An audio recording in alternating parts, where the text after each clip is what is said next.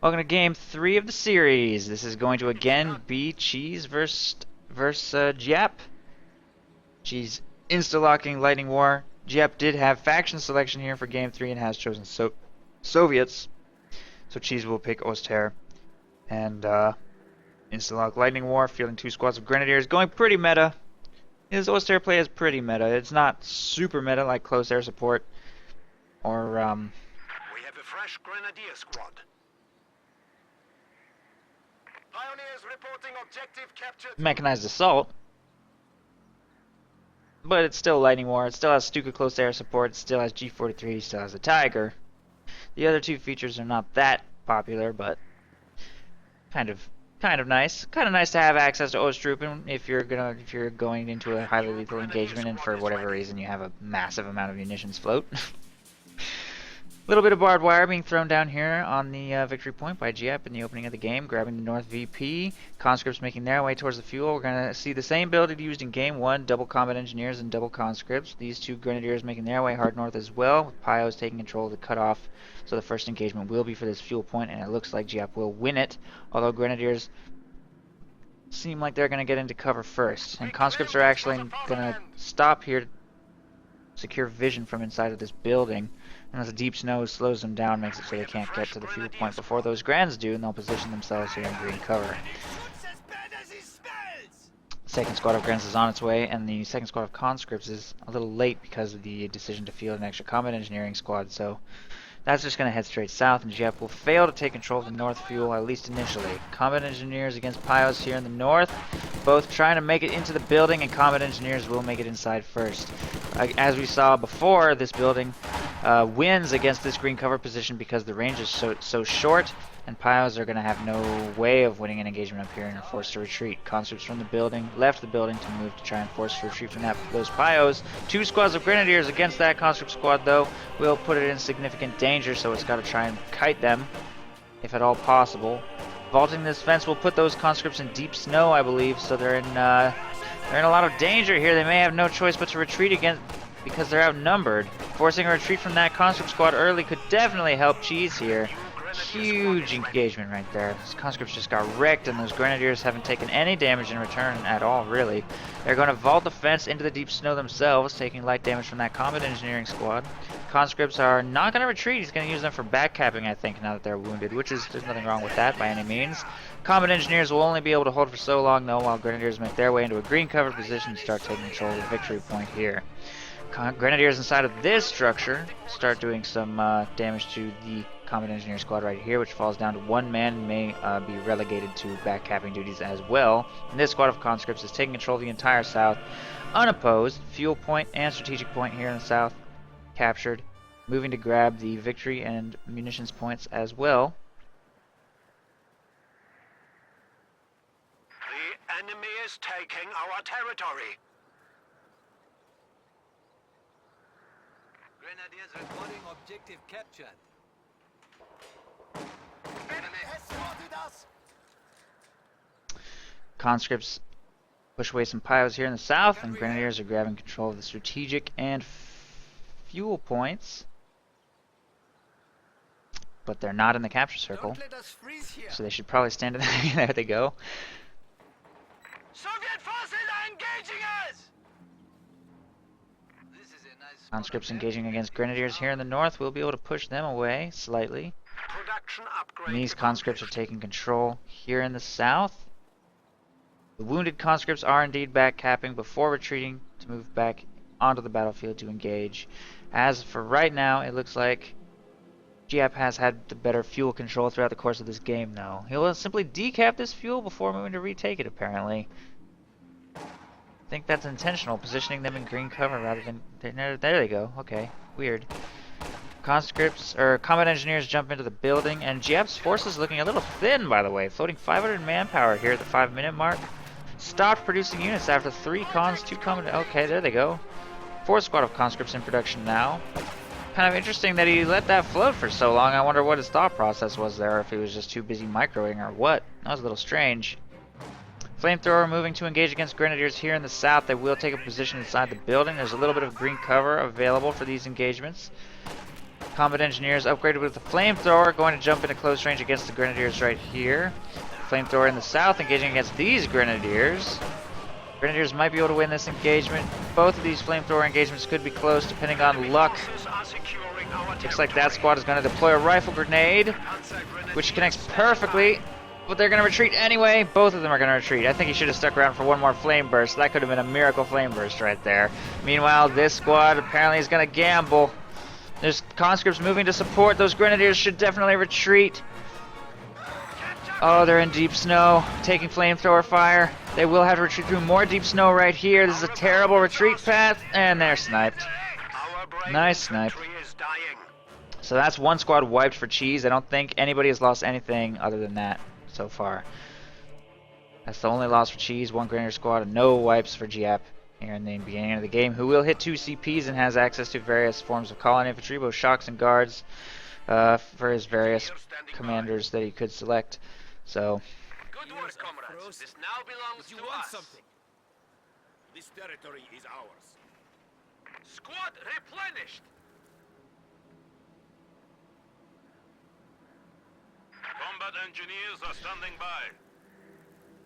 Flamethrower is moving to engage against Panzer Grenadiers. There's also a 2-2-1 on the field, upgrading with an autocannon now. Flamethrower taking a bit of damage from that. Panzer Grenadier squad will probably want to just leave the building. They're taking heavy damage. They're not going to win that engagement. Conscripts in this building will eventually lose against these Grenadiers as well at this range. Autocannon upgrade is completed and is making its way towards the middle, and a third Flamethrower has been fielded by Giap, making its way towards the front line. Flamethrowers are very powerful on this map, so making very liberal use of those. But the autocannon scout car should be a perfect unit for countering this flamethrower spam, as long as you can find opportunities to do so without being in too much danger of AT grenades, which have been researched. Panzer Grenadiers push away a couple squads here in the center, and the north fuel has been captured, but conscripts are working on the cutoff to try and slow down Cheese's income further. It's going to really delay any tanks for him. Another Flamethrower will be forced to retreat by that autocannon scout car. Scout car has forced 2 retreats from Flamethrower units so far. Off to a pretty good start in that regard.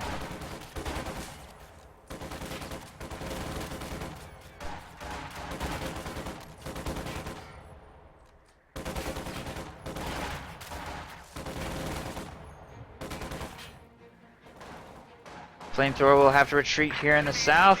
Conscripts are losing their engagement against Panzer Grenadiers here in the middle. Grenadiers taking control of this strategic point. The scout car moves to push away conscripts in the north, which will throw an AT grenade to damage its engine, and it's stranded up here without any nearby repairs. Piles are on their way to get that scout car repaired and get resources coming back in, taking control of this cutoff. Panzer Grenadiers slowly winning the engagement against that squad will eventually force the retreat if support doesn't arrive. Guards on the field, and conscripts and 2 squads of flamethrowers making their way towards the center/north to start getting territory and trying to win some engagements. And this squad of combat engineers is going to throw up tier 2 in the Soviet base. Meanwhile, bunker up in Cheese's base for healing. No battle phase 2 yet, and it's going to be some time before that'll be worthwhile to even purchase.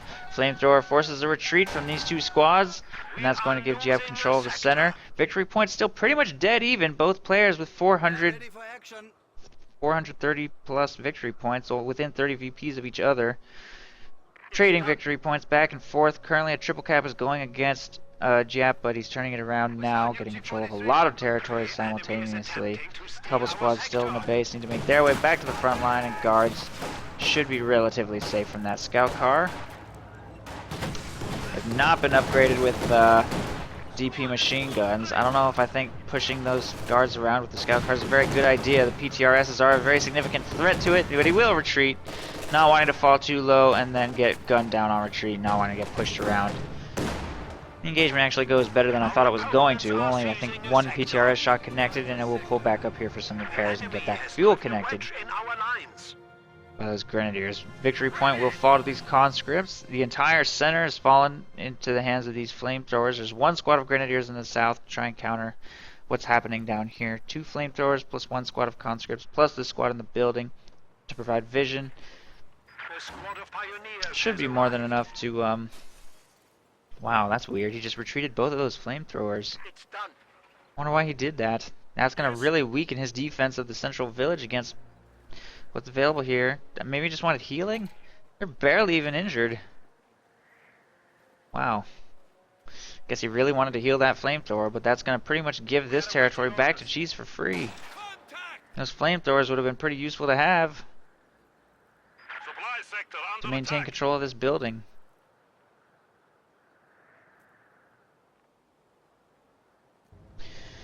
Conscript squad in the north is definitely going to get pushed away by the scout car plus supporting Pyos.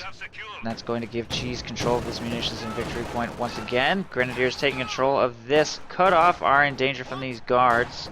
Supply lines are being cut. Enemy is engaging us! There's a retreat on those conscripts. We should be able to get away just fine, no big deal.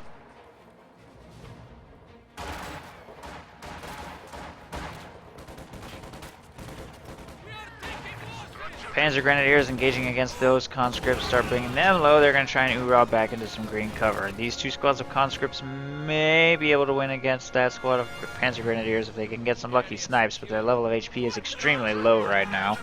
Guards have forced a retreat here from the cutoff point. Those two squads both retreating back into the base. The scout car getting very aggressive against these guards again. If it suffers engine damage, it'll almost certainly go down, and a T-34 is in production for Giap as well if that were to hit the field. While the scout car is still trying to aggressively push these guards around, it could punish it for making this attempt very hard. We'll continue to wait. Doesn't want to wait any longer though. The squad was also a little clumped, making it potentially vulnerable to getting wiped by the AoE from that autocannon. Conscript squad brings the scout car extremely low and will try to move to kite, and small arms fire on its rear armor will be sufficient to destroy the vehicle entirely, and the 222 goes down to that AT grenade. Here in the center, a mine just wiped a Grenadier squad, I think. Maybe that was just a Pio squad, I'm not sure. Looks like it was a Pio squad. Mine wipes a Pio squad right there, and a mortar has been fielded as well. Looks like it's not off to a particularly great start though, and it's currently pretty unsupported. Panzer Grenadiers eventually did end up retreating from these highly wounded conscripts. So they will be able to get control of the fuel and south munitions, and lots of squads are heading towards the north to get all of this territory under control pretty much unopposed. And if the T-34 is successful in pushing this blob back into the Oster base, which it probably will be, Giap will get a lot of map control in the north, unopposed. Could be another wipe right here. There they go, another wipe. That's both Pio squads wiped for Cheese. I'm not sure Giap has lost anything yet. No, he hasn't. Meanwhile, Cheese has lost 3 squads, 2 Pios and a Gren squad. Very expensive losses. 2 squads of G43s upgraded right there, blobbing pretty hard, trying to secure wipes, and there's a full retreat. That full retreat is going to cost him so much map control. Panzer Grenadiers heading to do lone harassment south should easily win against those conscripts though. So he'll at least get some territory under control down there. The T-34 pushing 4 squads of Grens into the base with 1 engagement is going to buy so much map control for Giap, and that's going to be very hard to come back from. We are losing a sector.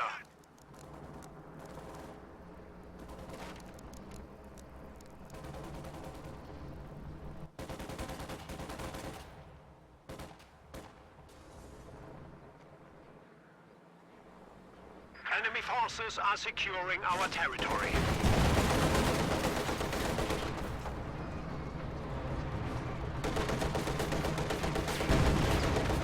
T-34 taking shots at the Panzer Grenadiers right there will force them to retreat. The enemy is attempting to steal our sector. Flamethrower taking control of various territory in this area. That squad's going to have to retreat right there. Grenadiers moving up to help push that off the field. He is blobbing pretty hard still. T-34 is going to try and counter, but there is an AT gun available for the engagement this time. And Cheese looks like he's basically just trying to make it a Tiger. I don't think he has any intention of going beyond Tier 2 this game. He's still pretty far from a Tiger, but if he can just stall for victory points, he should be able to make it. He's probably going to need a little more map control than he currently has, though. A lot of sandbag ghosts being built here by Giap to make it difficult to path into the victory point circle. There's a mine here in the road as well. More mines being planted in the north. Territory being taken in the south by these guards will be difficult to counter. Heads And the defensive line of the OSTR here in the center is trying to advance aggressively. Grenadiers setting up in green cover in the cemetery with AT gun support. The T-34 is going to move towards the north to push away this lone harassing squad of Grenadiers, bring them quite low. They will be forced to retreat over a mine, and they get wiped. We are losing Soldat. Nice mine. We are losing a sector.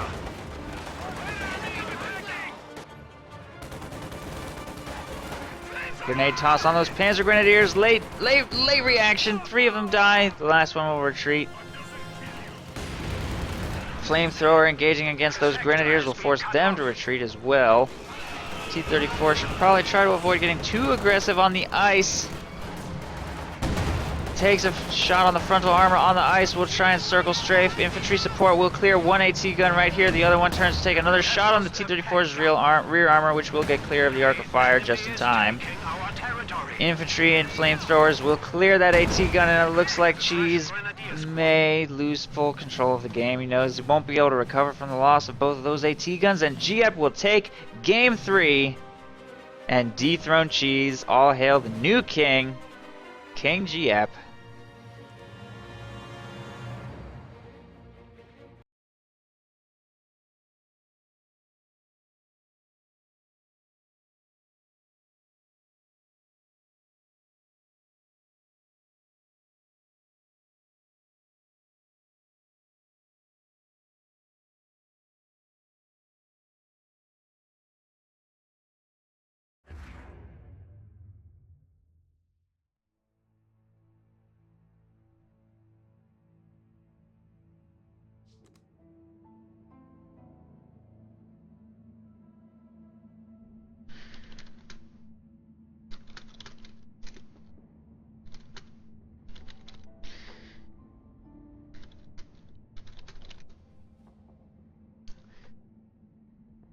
Giap is the king. Well played by Giap. He will finally dethrone Bertz.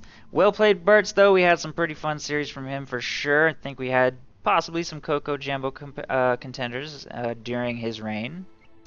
So that was good to see. I am going to open the raffle now. If you would like a chance to fight the new King Giap, type !raffle to fight against him or nominate somebody to fight in your place. I'm going to let that go for about 2 minutes.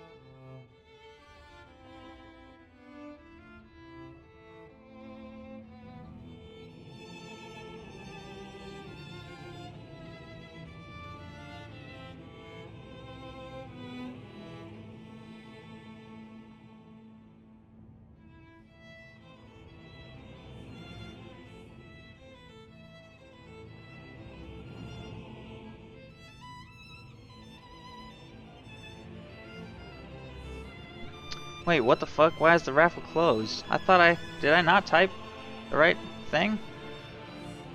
God damn it. Okay, now it's open. Sorry guys, you're gonna have to retype your raffle entries. I'm gonna restart the timer, let it go for another 2 minutes. Sorry about that. Type !raffle again. If you'd like to challenge King Giap, nominate somebody to fight in your place.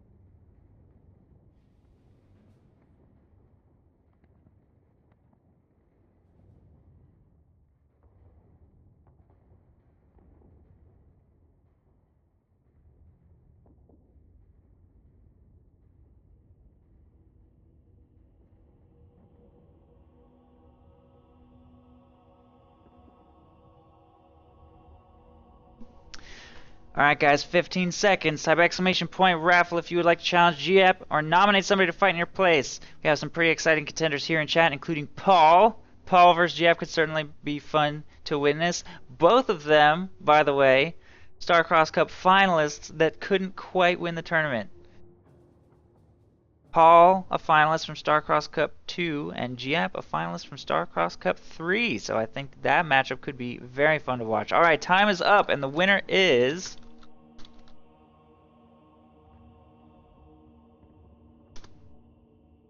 Cookies and Cream! Alright, Cookies and Cream. What's it going to be? Will you play against Giap? Or will you nominate somebody to fight in your place?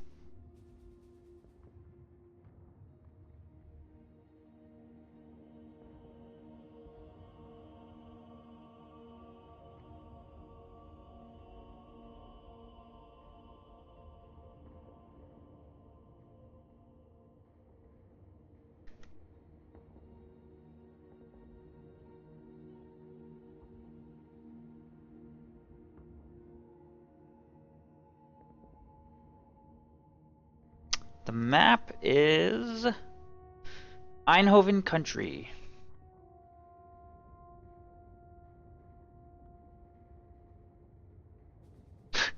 Cookies nominates Ari Forever. Ari Forever, do you accept your nomination? Is Ari Forever here?